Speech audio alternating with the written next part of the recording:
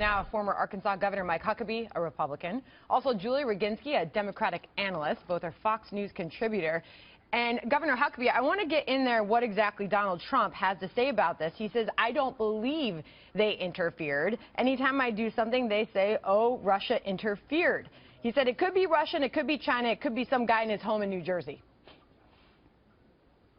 Let's assume for a moment that Russia did, in fact, hack into it. I think it says more about our lack of sophisticated cyber defenses than it does the fact that Russia would try to hack into every American system it can.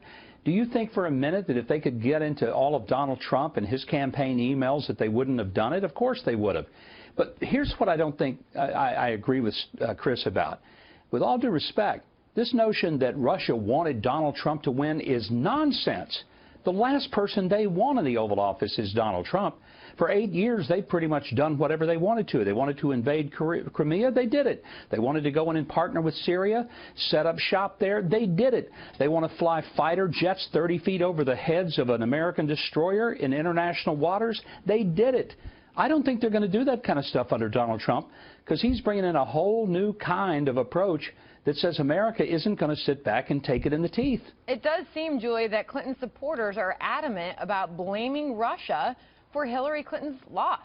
Well, I'm not blaming Russia for Hillary Clinton's loss. The only thing I'm blaming Russia for is for the fact that it seems, based on our intelligence in a bipartisan manner, this is not just Obama's White House saying this, it seems that Senator McCain, Senator Graham, the chairman of the House Homeland Security Committee, the chairman of the House Intelligence Committee, both Republicans, all agree that Russia most likely hacked. And quite honestly, if they did, I think we need a national intelligence estimate, and I think part of it needs to be declassified so that the American people have some access to this information. This should not just be taken at the word of our leaders. So I will say, let me just say something quickly about what Governor Huckabee said. When you have a president-elect who on the campaign trail was not aware that the Russians had invaded Crimea, has said publicly at one point that he might be okay with Crimea now being part of Russia and not part of Ukraine, saying that he wants to essentially weaken NATO with some of his proposals, saying that Bashar al-Assad may be somebody we could do business with because he allegedly is going after ISIS. That, to me, strikes me as somebody that Vladimir Putin's pretty comfortable with, sir. Governor Huckabee, I'll let you respond to that. Well, Julie, again, that's nonsense, and here's why. What Donald Trump is talking about with NATO is making it so that the United States isn't picking up the entire check for the meal when everybody else had the buffet and we had the salad. That's what he's been frustrated with. I don't think Donald Trump is ready to destroy NATO. But look, NATO hasn't had a very effective stance against stopping the aggressive moves of Russia over the past few years. And the Obama administration certainly hasn't. As far as the hacks, let me make one point very clear. It seems that Democrats are more embarrassed that the Russians hacked the system, which is a major concern, and I do think that that's a bipartisan concern. But why aren't they just as worried about what those hacks revealed? That the Democrats held in contempt people of faith. I mean, congressional Republicans are calling for this, too. They want to learn from it. They want to find out how this happened and why it happened. We've heard from many of them that do, but Donald Trump says he doesn't. I mean, is that setting up for a clash within the Republican Party? No, I don't think so. I think Congress has every right, and I think, frankly, they've got a responsibility to investigate it. The fact that Donald Trump is, saying he doesn't know, at this point, maybe he doesn't know. So, Julie, but to say that he doesn't care, I don't think is fair. Julie, some little-known facts about you, since you're so familiar to this audience. Right. You are a political refugee from Russia in 1980. You have a graduate degree in Russian studies. And I'll end with this.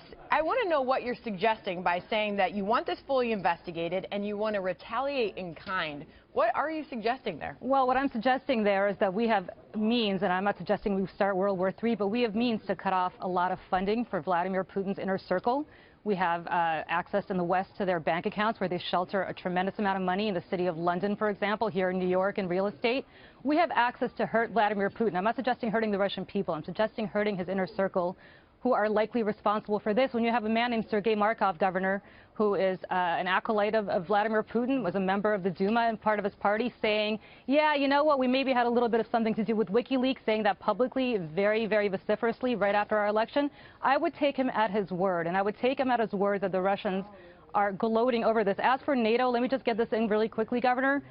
I guess when Russian tanks start amassing at the Latvian border, the president-elect is going to tell Riga to send a check, and then maybe we'll consider coming to their defense. I don't think that's how our NATO alliance has worked since the 1940s, and it should not begin to work that way now, sir. All right, Governor Huckabee, we have to leave it there, but last word to you.